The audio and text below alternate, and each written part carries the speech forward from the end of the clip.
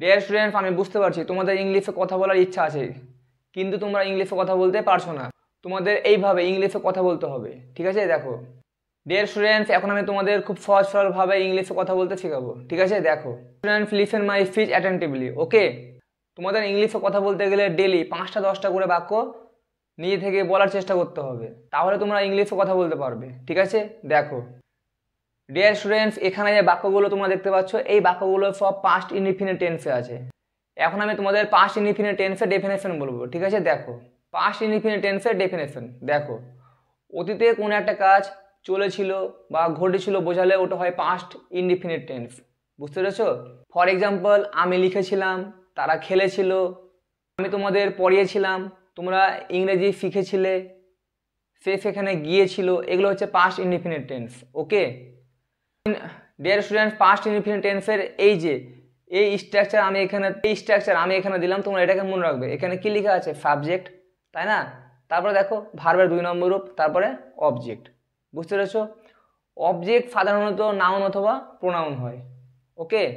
Past indefinite টেন্সের এই structure তোমরা দেখতে পাচ্ছ, এই স্ট্রাকচারটাকে কাজে লাগিয়ে আমরা বাক্য গঠন করব, ঠিক আছে? দেখো ডিয়ার স্টুডেন্টস, এখানে যে বাক্যগুলো তোমরা দেখতে পাচ্ছ, এই বাক্যগুলো সব পাস্ট ইনডিফিনিট টেন্সে আছে, ঠিক আছে? দেখো তো আমি এই বাক্যগুলোকে একবার পড়ে নিচ্ছি। দেখো,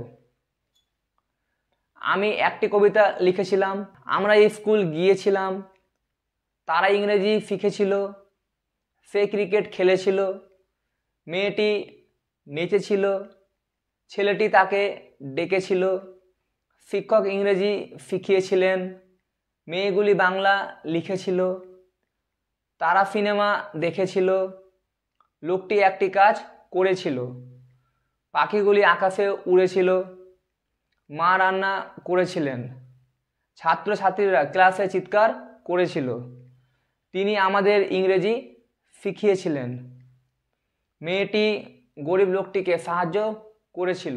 তো এগুলো হচ্ছে পাস্ট ইনডিফিনিট টেন্স, ঠিক আছে?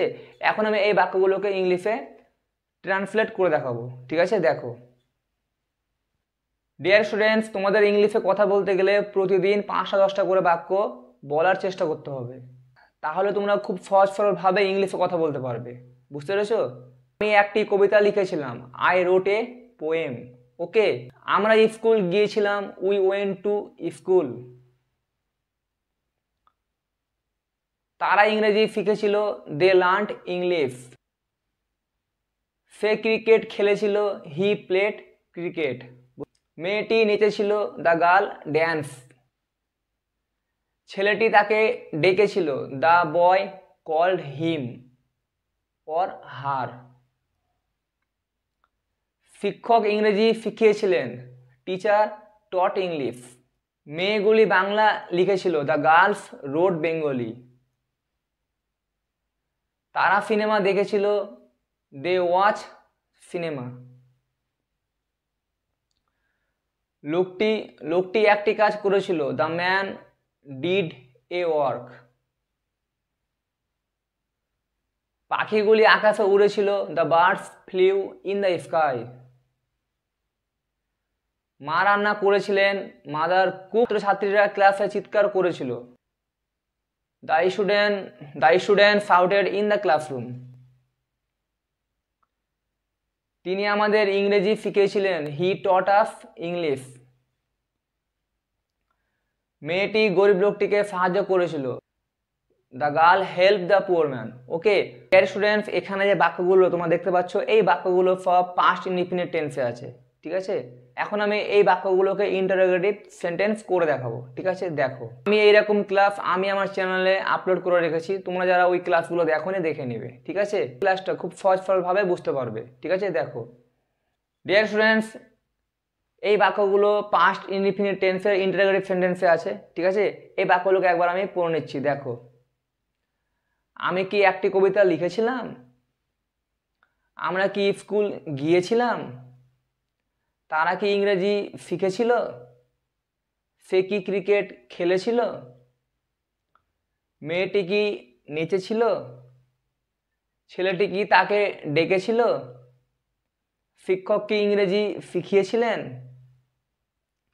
মেয়েগুলি কি বাংলা লিখেছিল, তারা কি সিনেমা দেখেছিল?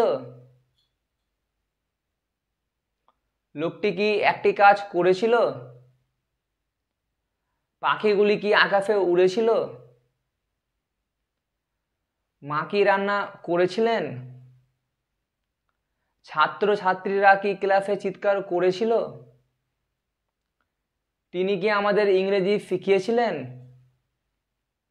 মেয়েটি কি গরিব লোকটিকে সাহায্য করেছিল?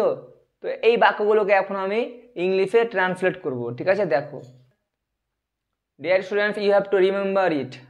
ওকে, there are two types of sentence according to meaning and according to structure. According to meaning, there are 5 kinds of sentence. What are they? They are assertive, interrogative, imperative, optative and exclamatory. Okay, according to structure, there are 3 types of sentence. Okay, simple, complex and compound. Okay, আমি কি একটি কবিতা লিখেছিলাম? Did I write a poem? আমরা কি school গিয়েছিলাম? We go to school? তারা কি ইংরেজি শিখেছিল? Did they learn English? সে কি ক্রিকেট খেলেছিল? Did he play cricket? মেয়েটি কি নেচেছিল? Did the girl dance? ছেলেটি কি তাকে ডেকেছিল? Did the boy call him or her? শিক্ষক কি ইংরেজি শিখিয়েছিলেন? Did the teacher teach English? মেয়েগুলি কি বাংলা লিখেছিল? Did the girls write Bengali? তারা কি সিনেমা দেখেছিল? Did they watch cinema? লোকটি কি একটি কাজ করেছিল? Did the man do a work? পাখিগুলি কি আকাশে উড়েছিল? Did the birds fly in the sky? মা কি রান্না করেছিলেন? Did mother cook? ছাত্রছাত্রীরা কি ক্লাসে চিৎকার করেছিল? Did the students shout in the class? তিনি কি আমাদের ইংরেজি শিখিয়েছিলেন? Did he teach us English? মেয়েটি কি গরিব লোকটিকে সাহায্য করেছিল? Did the girl help the poor man? Okay dear students, এইভাবে তোমাদের বাক্য গঠন করার চেষ্টা করতে হবে, তাহলে তোমরা খুব সহজ সরলভাবে ইংলিশে কথা বলতে পারবে, ঠিক আছে? এখন আমি তোমাদের শেখালাম পাস্ট ইনডিফিনিট টেন্সের কোনো বাক্যকে কিভাবে ইন্টারোগেটিভ সেন্টেন্স করতে হয়, ঠিক আছে? তার সাথে কিছু ট্রান্সলেশন। এর পরের ক্লাসে আমি তোমাদের পাস্ট কন্টিনিউয়াস টেন্সের কোনো বাক্যকে কিভাবে ইন্টারোগেটিভ সেন্টেন্স করতে হয় এবং পাস্ট কন্টিনিউয়াস টেন্স কাকে বলে ওর উদাহরণ দেখাবো, ঠিক আছে?